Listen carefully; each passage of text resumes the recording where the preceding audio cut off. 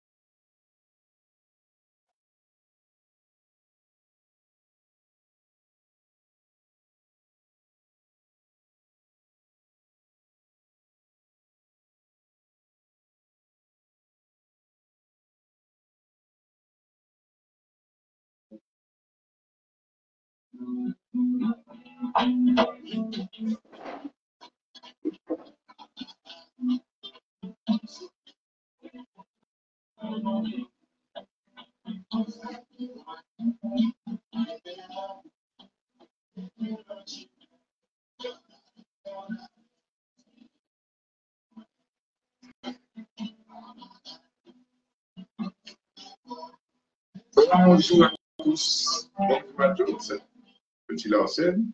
Merci de votre fidélité. Nous nous retrouvons chaque semaine pour des faits d'actualité et surtout une partie des constructions. Aujourd'hui, je vous propose de parler du comité interministériel sur les Outre-mer qui nous concerne et pour ce qui concerne la France, quelques mots sur le remaniement ministériel. Mais les deux thèmes en question vont nous permettre de faire quelques points de déconstruction sur la question du pouvoir. Qui exerce réellement le pouvoir? Que devons-nous attendre des déclarations officielles faites par les membres du gouvernement? Donc voilà ce qu'on appelle le CIOM. Beaucoup de gens ont parlé du SIOM dans les médias et beaucoup de gens ne savent pas exactement à quoi ça correspond. Il s'agit d'un comité qui regroupe un certain nombre de ministres dont les dossiers concernent l'outre-mer. Donc c'est le comité interministériel des outre-mer et il s'est réuni le 18 juillet à Matignon, siège du gouvernement, 17 ministres autour d'Elisabeth Borne, censés discuter des dossiers concernant les territoires d'outre-mer. Alors, déjà, à noter que ce conseil cette réunion avait été repoussée à plusieurs reprises, puisqu'elle devait se tenir le 12 juin. Ensuite, ça a été repoussé au 6 juillet. Finalement, le gouvernement a pris prétexte des violences urbaines pour le repousser encore. Et finalement, il s'est tenu le 18 juillet, on l'a dit. Mais au bout du compte, après cette réunion, la première ministre est venue annoncer que 72 mesures avaient été arrêtées. Alors, l'objectif, je cite, d'améliorer le quotidien des ultramarins et de leur donner plus de pouvoir d'achat. Déclaration habituelle. Il est quand même intéressant de préciser ce que Elisabeth Borne a mis en avant. Voilà ce que Elisabeth Borne a mis en avant. Elle a annoncé, je cite, une mission d'expertise sur la base d'une évaluation de l'existant, des propositions d'ici la fin de l'année en vue d'améliorer l'efficacité des moyens déployés au service de la concurrence outre-mer et de les renforcer dès 2024. Elle a annoncé également une réforme sur la régulation des prix et du système de distribution des carburants en Martinique, en Guadeloupe et en Guyane. Et il devrait être annoncé dans les 9 mois à venir des mesures concrètes venant du ministre de l'Économie, de l'Industrie et de l'Énergie. Alors, quand on entend ces propos, il n'y a rien de concret. C'est des effets d'annonce, c'est des intentions, c'est des objectifs. Il est tellement peu sérieux de se fier à ces types de comportements-là, de déclarations-là, qu'on rappelle qu'en février 2023, il y avait une commission d'enquête parlementaire qui avait été mise sur pied à l'initiative de plusieurs députés, dont d'ailleurs Johnny Ajar. Et cette commission parlementaire avait pour mission d'identifier et étudier les causes du coût de la vie en Outre-mer et de trouver des solutions à ce problème. Les députés ont procédé à 49 auditions et ont entendu 125 personnes, des ministres du gouvernement actuel, des anciens ministres, des représentants d'organismes consulaires. Et après plusieurs mois, ils avaient remis le 20 juillet à l'Assemblée nationale 68 propositions afin d'apporter des réponses aux problèmes de la vie chère de ces territoires. On a bien compris qu'une commission parlementaire a travaillé, a remis des propositions et que ce qu'on nous annonce comme un gros résultat du SIOM, c'est qu'on va mettre des études, on va chercher, on va annoncer des propositions. Alors, ce qui est assez intéressant, c'est que quand le ministre, l'ex-ministre qui était chargé des Outre-mer, François Carenco, a été interrogé par France Antilles après l'annonce de ces propositions, France Antilles qui lui demandait, mais oui, bon, mais est-ce qu'il y a un calendrier pour l'application? Comment ça va se faire? Il a répondu, alors je cite, on diffuse les mesures auprès de chacun des présidents de collectivités. Il y a plusieurs sujets. Il y a des sujets qui attendront un décret, une décision ou bien une loi. Ça veut dire qu'il n'y a strictement rien qui n'est prévu sérieusement comme calendrier, comme objectif d'application des mesures. Alors, c'est quand même assez intéressant de relire cette interview, puisqu'on voit le creux, le flou des déclarations du gouvernement. Par exemple, quand on demande à François Carenco des précisions sur la question de la fiscalité, il dit, texto, il faut avoir une fiscalité, que ce soit sur l'octroi de mer, la TVA, la défiscalisation tout entière, tournée vers la création de valeur et la culture. Ce sont les deux sujets qui valent. On ne peut pas se permettre dans ce monde difficile d'avoir juste des outils qui sont là, juste pour amener de l'argent sans connaître les effets.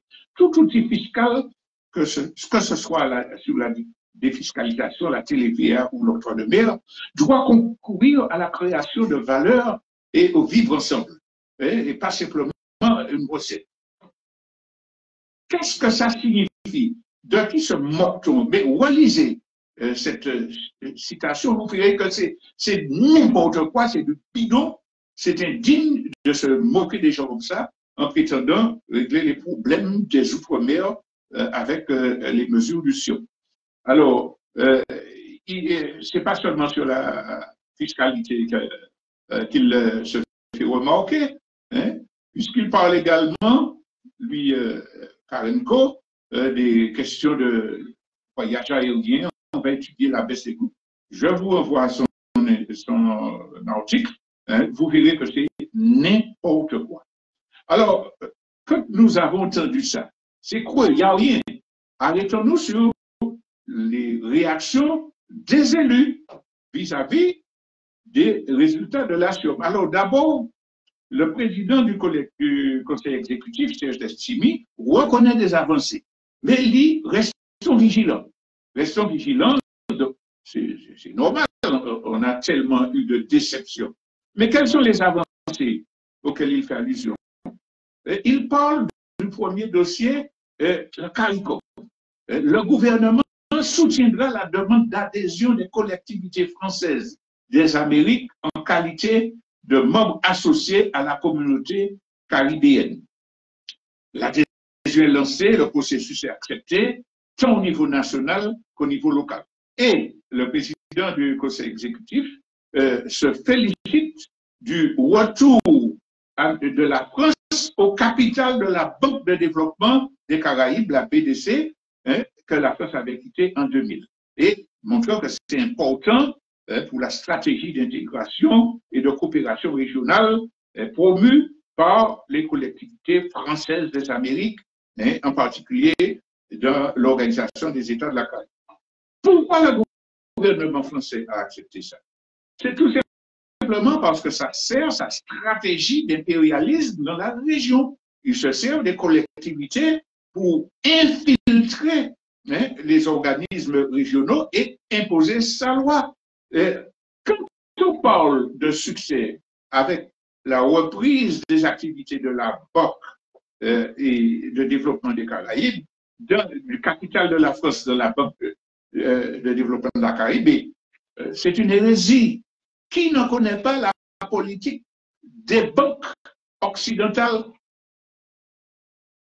Je ne vais pas m'arrêter le plus longtemps dessus, mais c'est un cheval de Troie qui est offert. C'est pour ça qu'il a accepté.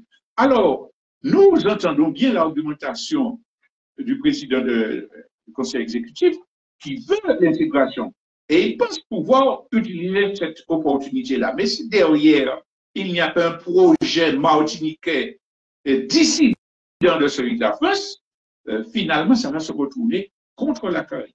Mais n'empêche qu'il dit qu'il faut rester vigilant. C'est une réaction qui prête à réflexion, mais on va aller plus loin avec la déclaration du président de l'Assemblée, maintenant, Salibert, qui dit qu'il est satisfait. Oui, il faut continuer, il faut rester attentif et continuer les discussions avec le gouvernement, mais il est satisfait. Il est satisfait de ce que nous avons dit plus haut. Bien. Et puis parlons de la sénatrice Catherine Conconne.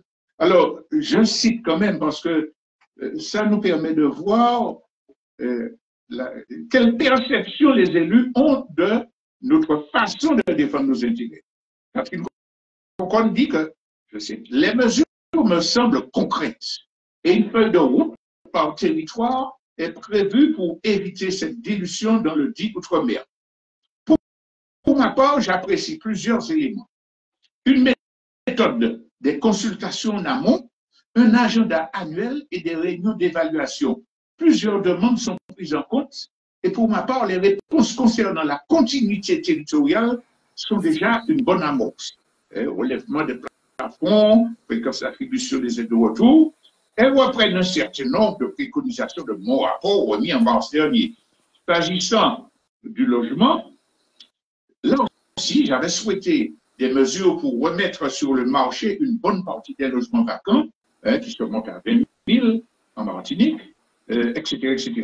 Bon, tout est de la même veine, je ne continue pas pour ne pas prendre trop de temps. Ça veut dire que la sénatrice est satisfaite de promesses vagues, d'annonces de calendrier, en sachant pertinemment que l'application des mesures nécessaires au développement de la Martinique, à la résolution du logement, à la résolution de la baisse du coût aérien, ne risque absolument pas d'être conclusion au bout de ces annonces-là. Nous allons parler à la fin de la question des constructions. Bon, ça c'est des positionnements qu'on peut dire plus ou moins favorables avec réserve, etc. Mais il y a par contre des positions opposées, comme celle de Marcelin Nadeau, qui dit que à l'heure actuelle, il ne faut pas faire confiance au gouvernement. Je ne crois pas que je puisse me fier à un gouvernement comme cela, sous la même présidence, avec les mêmes logiques, puisqu'il rappelle qu'Édouard Philippe, qui était Premier ministre avant, avait déjà promis qu'on allait tenir des sions tous les 6 mois. Le calendrier n'a jamais été respecté. Et Marcelin Nadeau montre qu'en fait, c'est ce que nous disions au début, il s'agit beaucoup d'effets d'annonce, mais on ne voit pas ce qu'il y a derrière ça. J'ai tenu à donner ces différentes réactions-là pour nous appeler collectivement à réfléchir sur l'ensemble des plans qui a déjà été annoncés ou qui ont déjà été annoncés, les plans, depuis que nous sommes au Colombie. Mais en fait, les 20 plans de 10 jours, la loi d'orientation, remonter dans les déclarations ministérielles, c'est un exercice que nous invitons notamment les jeunes qui préparent des mémoires sur l'évolution institutionnelle. Et on remarquera tout ce qui est dit là aujourd'hui par Elisabeth Borne avait déjà été dit il y a des dizaines d'années. Élever le pouvoir d'achat, impulser le développement, permettre que la concurrence, etc. Mais pourquoi cela n'est jamais appliqué? Parce que ceux qui le disent, n'ont pas l'intention de changer quoi que ce soit, puisqu'ils défendent le système colonial. La France vit de l'exploitation des colonies de nos outre-mer, comme ils les appellent, de façon condescendante. Vous imaginez que un ministre dit notre Bordeaux, nos provinces de Toulouse, non, c'est nos outre-mer, nos colonies d'outre-mer. Alors, la France vit de cette exploitation-là. Donc, quand les ministres parlent, ben, c'est cet intérêt-là qui est dans leur esprit. Ils ne cherchent qu'à endormir la méfiance de ceux qui voudraient autre chose. Et ça nous amène à la question des élus qui pensent pouvoir influencer le gouvernement. Il a fait prendre en compte nos spécificités, dire mais il faut nous donner un peu de pouvoir, mais il faut relancer la politique. Mais est-ce que ces élus-là qui ont quand même un passé politique, un niveau intellectuel, ne se penchent pas sur l'histoire des déclarations du gouvernement et puis la dégradation continue de notre pays? Ça nous amène à parler du remaniement ministériel. Alors, il y a eu un remaniement ministériel il y a quelques jours et il y a eu un suspense. C'est le rôle des médias, hein, détourner l'attention de tous les problèmes sérieux, profonds, essentiels pour capter les attentions sur des rochers qui grandissent. Alors, oui, voilà. On dit qu'il y aura un tel qui va venir, peut-être que tel va partir. Est-ce qu'il va annoncer ça mardi? Ah non, plutôt jeudi. On se moque totalement de tous ces... On se moque. Tous ces éléments-là n'ont aucune sorte d'importance pour la compréhension de la politique, pour le développement de la vie, pour la compréhension des auditeurs, etc. Mais il faut capter l'attention. Alors, et puis on arrive au du coup, enfin, une nouvelle personnalité entre au gouvernement. Mais il y a une surprise, hein, parce qu'il y a quelqu'un qui n'était pas attendu, c'est le directeur du cabinet d'Elisabeth Borne, etc. À part ça, il était sur la théorie. Alors, on est dans un roman feuilleton tout à fait télévisuel pour nous contenter de ça. Mais quand on réfléchit, rien ne change dans la politique du gouvernement. Il s'est agi de faire un jeu de chaises musicales, de combinaisons politiques, de placer des copains, faire tourner, bon, toi, tu as déjà mangé, toi, viens, tu es fidèle, tu étais présidente du groupe parlementaire à l'Assemblée, viens manger un petit peu, et bon, toi, tu as déjà pris. C'est-à-dire, c'est un jeu de copains-coquins. Et certains journalistes avouent quand même que Macron cherchait, à travers ses tractations politiciennes, à régler le problème de sa majorité relative à l'Assemblée nationale. Alors, qu'est-ce que je vais lâcher pour les Républicains pour qu'ils puissent voter mes lois? Bon, ben, est-ce que je vais me débarrasser de telle personne qui n'est pas assez fiable, qui peut... C'est un jeu politicien vraiment lamentable. Alors, je ne reste pas sur ça pour m'arrêter simplement sur le départ de François Carencourt.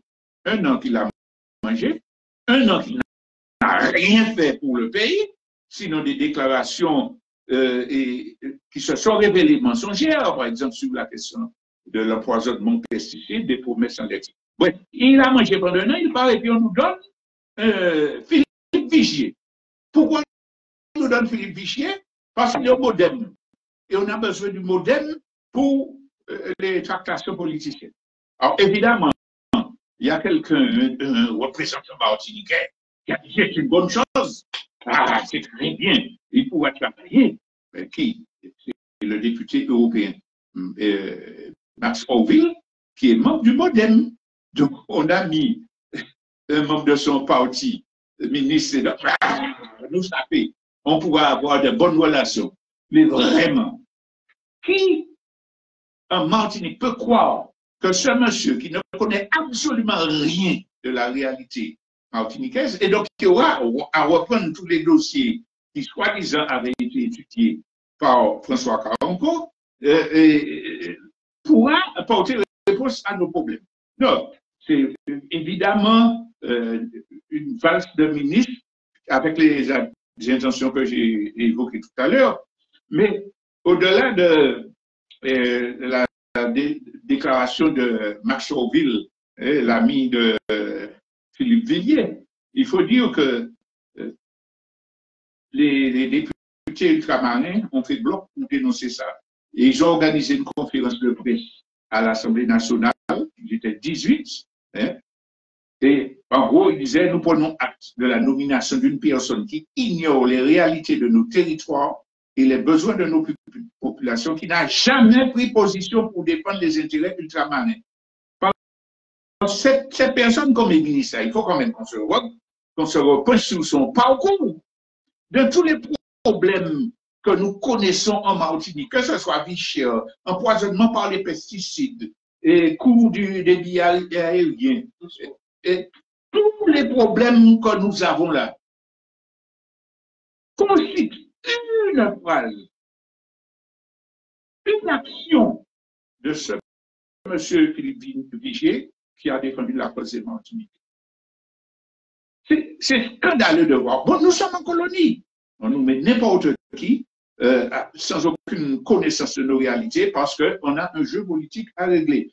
N'empêche que les 18 députés dont nous avons parlé, eh bien, ils ont dénoncé cette nouvelle nomination qui arrive au lendemain du comité interministériel des Outre-mer, tant promis, mais si souvent reporté, et cela prouve le peu de considération que l'État accorde à la situation si préoccupante de nos populations dans les 3 océans.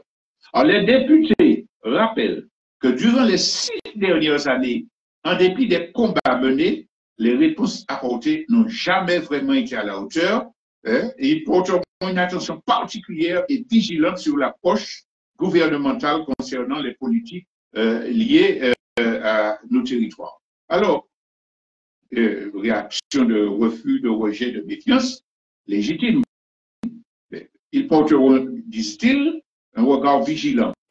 Le problème, c'est que est-ce qu'un regard vigilant suffira à modifier la position du gouvernement français? Parce qu'en réalité, quelles que soient les modifications de gouvernement, les remaniements ministériels, la politique fondamentale du pouvoir colonial français ne varie pas d'un iota. Prenons le cas de la retraite, mes amis, chers auditeurs, auditrices. Vous avez vu les manifestations de masse. Vous avez vu que l'Assemblée majoritairement était contre la loi de sabotage des retraites. Eh bien, la Constitution bourgeoise prévoit qu'on les lobe, 49.3, article 40, bon, on fait des manœuvres, et puis on impose, puis les décrets commencent à être appliqués. Il n'y a absolument rien de démocratique, aucun respect des élus, des députés, etc.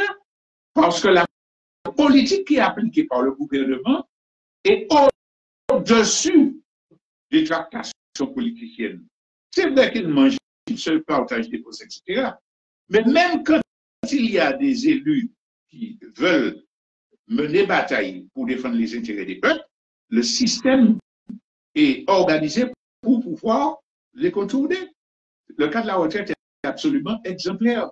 Alors, dans quelques secondes, on va dire, de notre point de vue, qu'est-ce qui explique cela? C'est le fait que le pouvoir, le vrai pouvoir d'agir sur la société, n'est pas entre les mains des collectivités locales, des élus, non, même pas tellement entre les mains du président de la République avec ses compétences qui pourrait faire les choses. Le vrai pouvoir est entre les mains des multinationales. Les multinationales, ce sont ces groupes qui, de tout le monde, contrôlent tous les aspects principaux de l'économie mondiale. Alimentation, téléphonie, santé, ils sont là. Ils disposent de masse financière, etc., de fois plus importante que celle dont dispose chaque État. Et disposent également d'empires médiatiques pour pouvoir imposer leur ligne. Pouvoir également de désigner des gens dans toutes les instances gouvernementales, d'agir sur les gouvernements pour que la politique qu'ils ont décidée soit celle qui soit mise en pratique. Bien, ces derniers jours, il y avait un scandale où le Parlement européen, la Commission européenne, voulait mettre à la tête de la commission chargée de contrôler la concurrence, etc., une personne américaine, états-unienne, qui travaillait pour des multinationales. Bon, le tollé a été tellement fort qu'elle a été obligée, ils ont été obligés de renoncer. Mais au-delà de ça, vous avez, prenons Macron,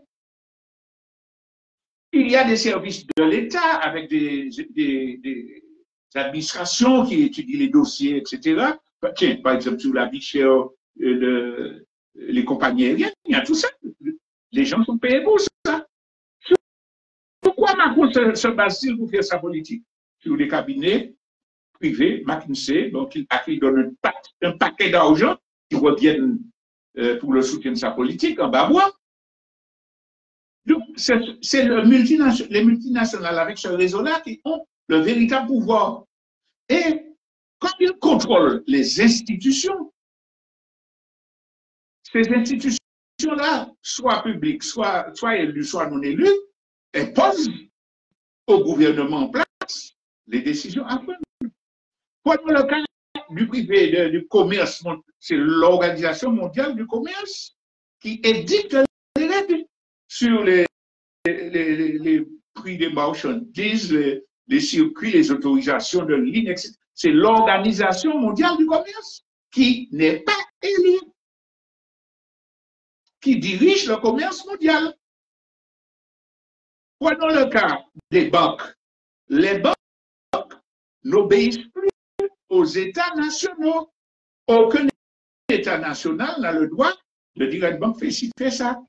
Or, comme le gouvernement a besoin de finances, il se plie aux décisions des spéculateurs, des mafieux qui contrôlent les banques internationales. Il n'a aucune marge de manœuvre pour régler les problèmes. Et dans tous les domaines, c'est cela.